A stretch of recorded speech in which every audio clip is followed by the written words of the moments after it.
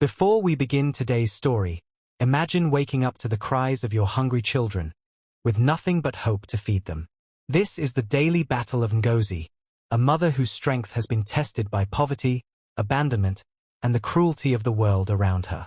But in her darkest moments, she also discovers the unexpected kindness of strangers and the unshakable power of a mother's love.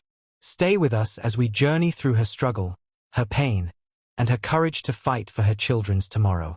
If stories of resilience and faith inspire you, please don't forget to subscribe, like, comment and join our community because here, every story reminds us that hope is never lost. You're watching the IFY Creative Pen, your sweet storyteller. The sun had barely risen over the small town when Ngozi tied her faded wrapper tighter around her waist and stepped out of the mud brick house.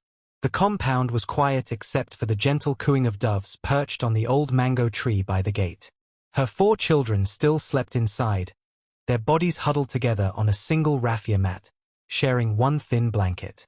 She paused for a moment, watching their little chests rise and fall, and sighed deeply.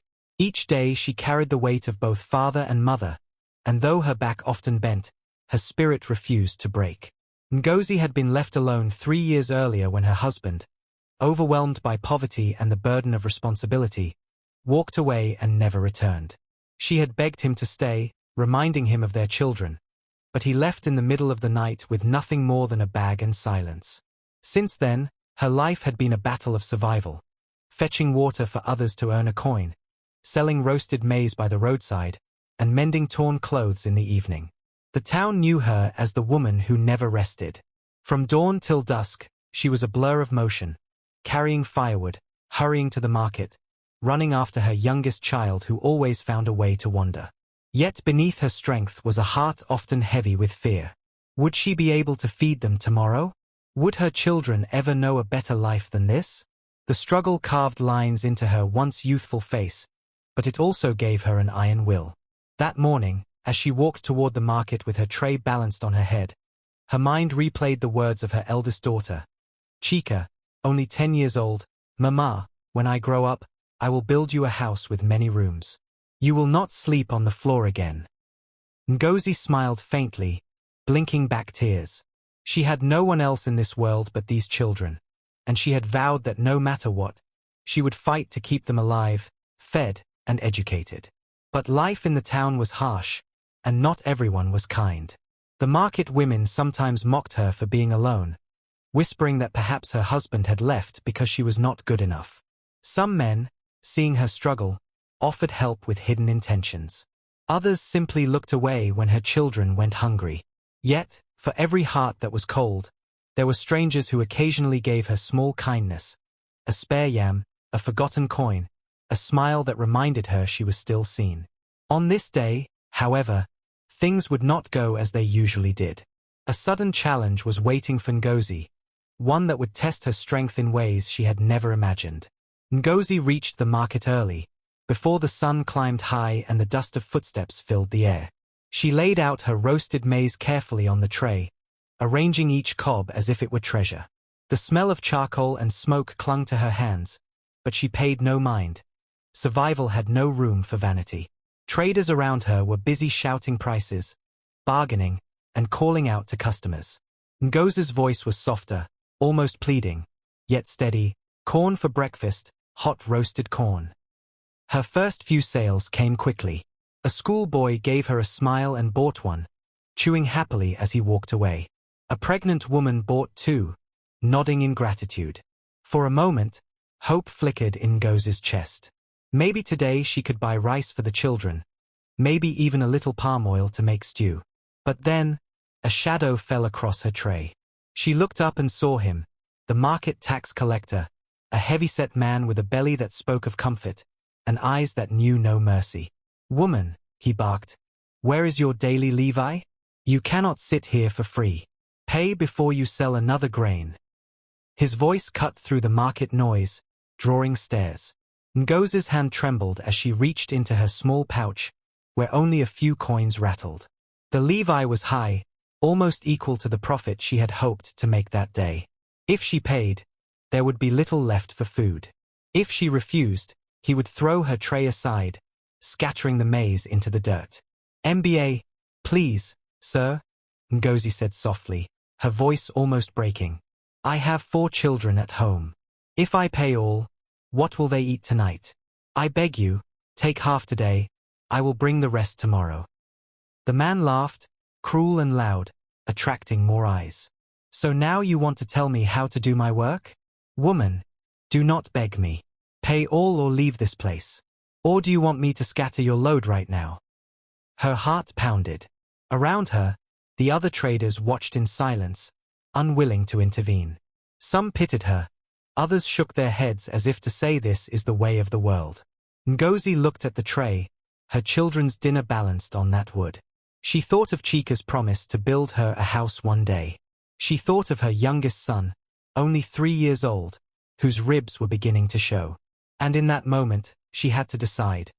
Bow to humiliation and lose almost everything, or resist and risk losing it all at once. Ngozi's lips quivered as she clutched her tray tighter. Her knees wanted to bend, to plead again, but something in her heart hardened. For too long, she had been silent. For too long, she had bowed to every blow life threw at her. Her children were not just waiting for food. They were waiting to see if their mother would still stand tall. She raised her chin, her eyes steady, and spoke, though her voice trembled. "I will not give you what I do not have," she said, surprising even herself.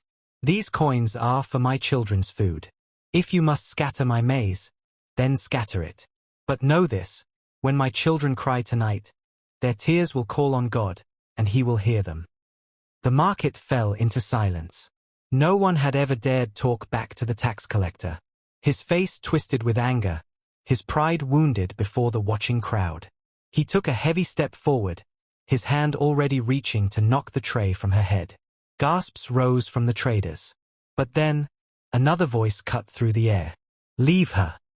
The words were calm, firm, spoken by a man in a clean white kaftan who had been buying yam nearby.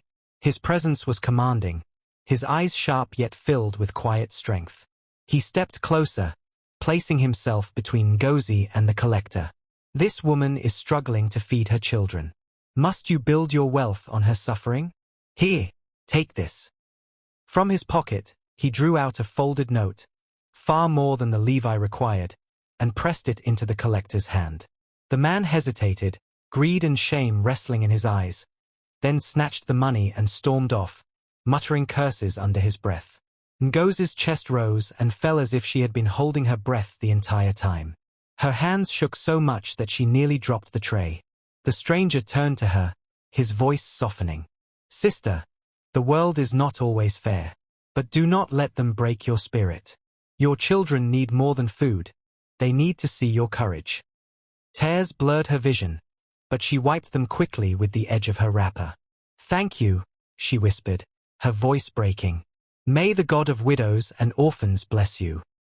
The stranger gave her a small nod, then disappeared back into the busy market. But the ripples of his action remained. Other traders, who had been silent before, now walked over to buy maize from her. Some gave her extra coins and told her to keep the change. For the first time in months, Ngozi's tray was empty before noon. As she gathered her earnings, clutching them close to her chest, one thought filled her mind. Maybe today, her children would eat not just to survive, but to be satisfied. Yet, as the sun burned higher and the streets grew crowded, Ngozi did not know that a greater trial was already waiting for her at home. By the time Ngozi reached home, the sun was fierce, beating down on the dusty compound. Sweat clung to her back, but her spirit was lighter than it had been in a long while. She carried a small bag of rice, a bottle of palm oil, and dried fish, treasures she had not bought in weeks. She imagined the joy on her children's faces, the way their laughter would fill the air as they ate a real meal. But as she pushed open the wooden door of her room, her heart sank. Chika, her eldest, was sitting on the mat, clutching her little brother, Keen, whose small body was burning with fever.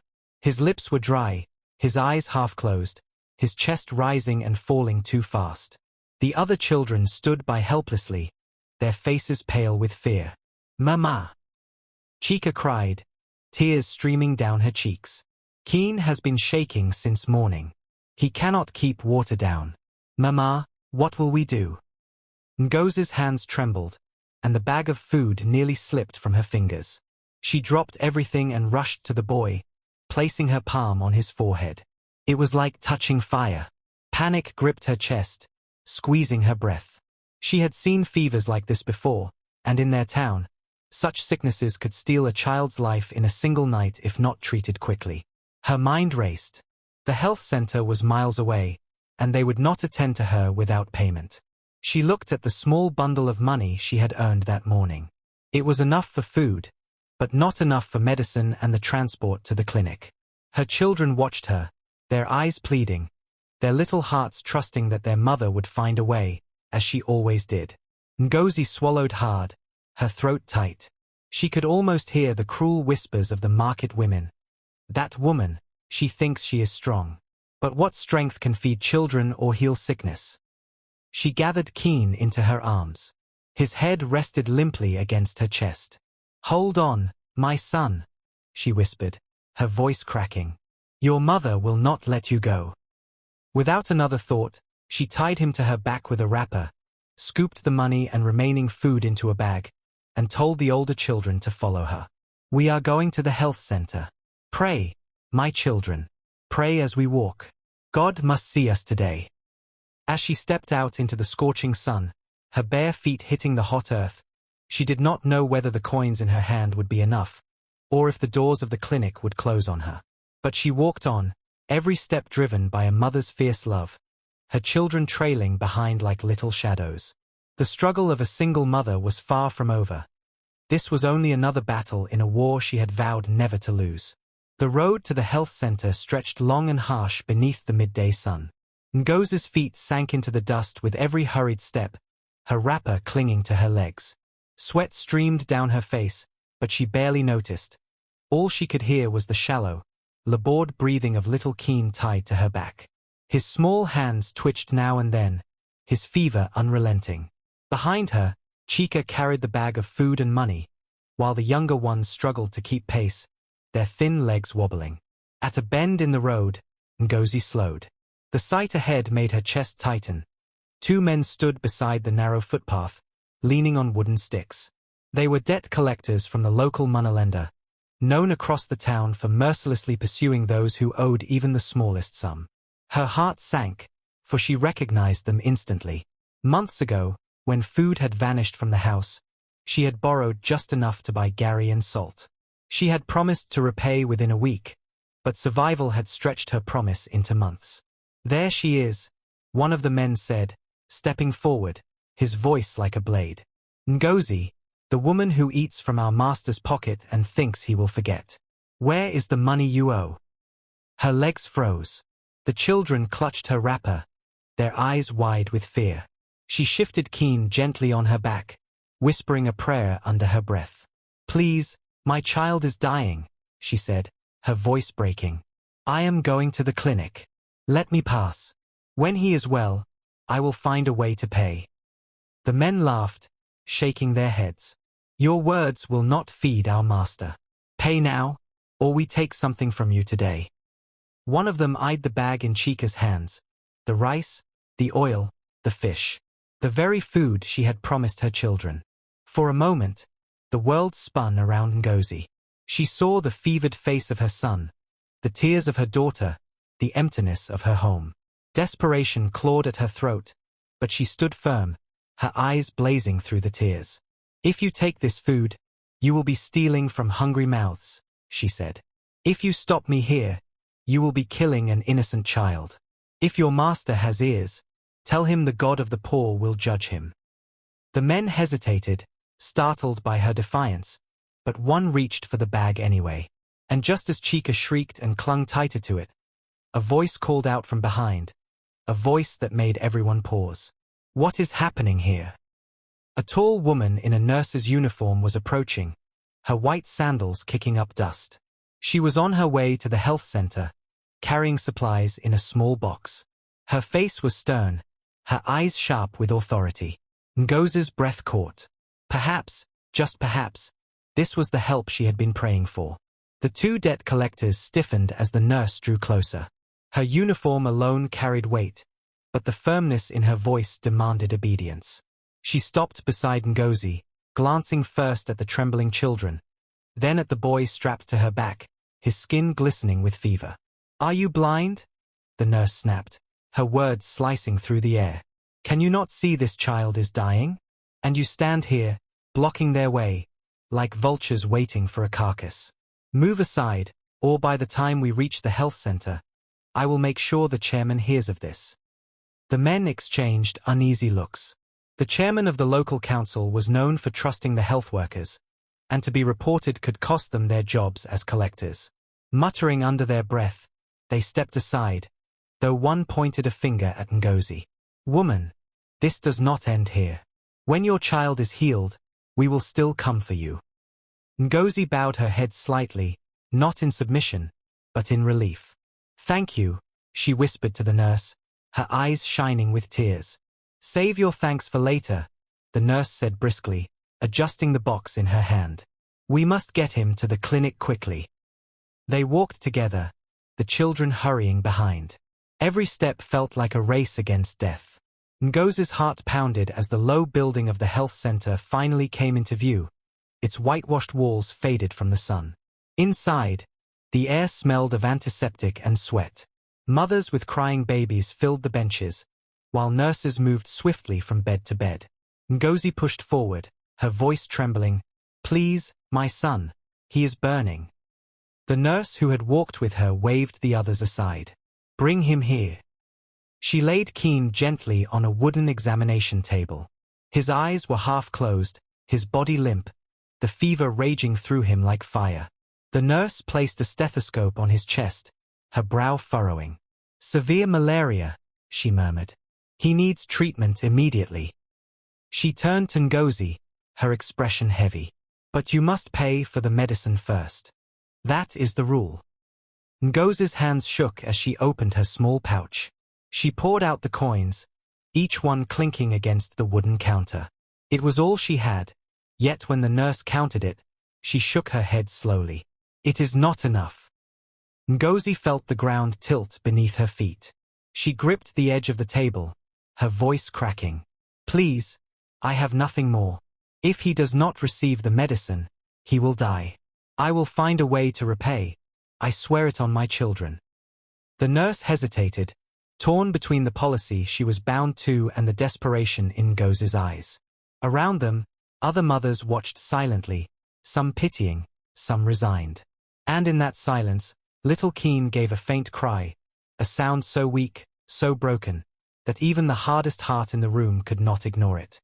The nurse's eyes lingered on Keen's frail body, his chest rising shallowly, his lips trembling as if each breath was a battle. She bit her lip, torn. Rules were rules, no medicine without payment. But in that moment, the thin cry of the child seemed louder than all the laws of the health center. Still, her hands remained frozen by duty. Then, from the far corner of the waiting room, a voice rose. "How much is left?" Ngozi turned, her eyes wide. A man in a faded brown shirt stood up, his face weathered from years of hard work under the sun. Beside him sat a young girl, her leg bandaged, clearly his daughter. He had been waiting his turn quietly, but now his gaze was fixed firmly on Ngozi and her son. The nurse named the amount, her tone cautious. The man nodded slowly, then reached into his pocket and pulled out a few crumpled notes. His hands trembled as he stretched them forward, not because of reluctance, but because it was money he clearly had guarded carefully. "This is for the boy," he said. "My daughter and I will wait. His need is greater." Gasps rippled through the room. Even the nurse looked startled. Ngozi's throat tightened, her eyes flooding with tears. She fell to her knees before the man. "Sir, I do not know you, yet you are saving my child's life. May heaven repay you. May your daughter never lack." The man gently raised her up. "We are all each other's keepers," he said softly. "When one child lives, the village lives." The nurse, moved beyond words, hurried to prepare the medicine. She inserted the foredrip and administered the drugs quickly. As the clear liquid began to flow into Keen's tiny arm, the feverish tremors slowly eased. His breathing grew calmer, though his body still weak. Ngozi sat by his side, holding his hand tightly. Relief washed over her, but it was not complete. She knew the road ahead was still long. The debt collectors would return. The hunger would not vanish in a day. Yet in that room, as her son's life was pulled back from the edge, hope returned to her heart like rain after drought. She whispered a prayer under her breath. Lord, give me the strength to fight another day. My children must live. They must rise above this life. And in that dim health center, with strangers watching and her child slowly recovering, the struggle of a single mother continued, carved in pain, but carried by unbroken will. Keen slept peacefully on the clinic bed, his fever finally breaking. Ngozi kept her eyes on him, whispering prayers of gratitude. The nurse reassured her that with proper rest and follow-up doses, he would recover. When they were finally allowed to leave, she strapped her son gently to her back again. Her children, weary but relieved, clung to her sides as they began the walk home. The man who had given his money for Keen's medicine stopped her at the door. Sister, he said quietly, today I helped you. Tomorrow, it may be me in need. What matters is that we stand for one another. Alone, a tree bends to the storm, but in a forest, the trees shield each other. Ngozi nodded, her eyes wet. You have planted something in my heart that will never die. May your kindness return to you and your daughter many times. When she reached her compound, the neighbors who had often mocked her gathered at the gate. They had heard whispers of what happened. Some shook their heads in shame, others offered quiet greetings. And for the first time, Ngozi did not feel small. She stood tall, her sick child breathing steady against her back, her other children clutching her arms. That evening, she cooked the rice she had bought and shared it with her children. The meal was simple, yet laughter filled the room as though they were eating a feast. Chika leaned against her mother and whispered, Mama, one day, your struggles will not be in vain. Ngozi smiled faintly. She knew the road ahead was still rough. The debts remained, the hunger would return, and life in the town would test her again. But she had also learned that strength was not only in her own two hands. It was in the hearts of those who still chose kindness. And as long as hope lived, her children would not be defeated. Moral lesson. This tale teaches that the strength of a single mother lies not only in her courage but also in the compassion of the community around her. Poverty and hardship may strip a person of comfort, but dignity, resilience, and love cannot be stolen. When we show kindness to the struggling, we give them more than help, we give them hope. For in the struggle of one, lies the struggle of all. Thanks for watching the IFY Creative Pen, your sweet storyteller. If this story touches you, please remember to like, comment, share, and subscribe, so you never miss the next tale that matters.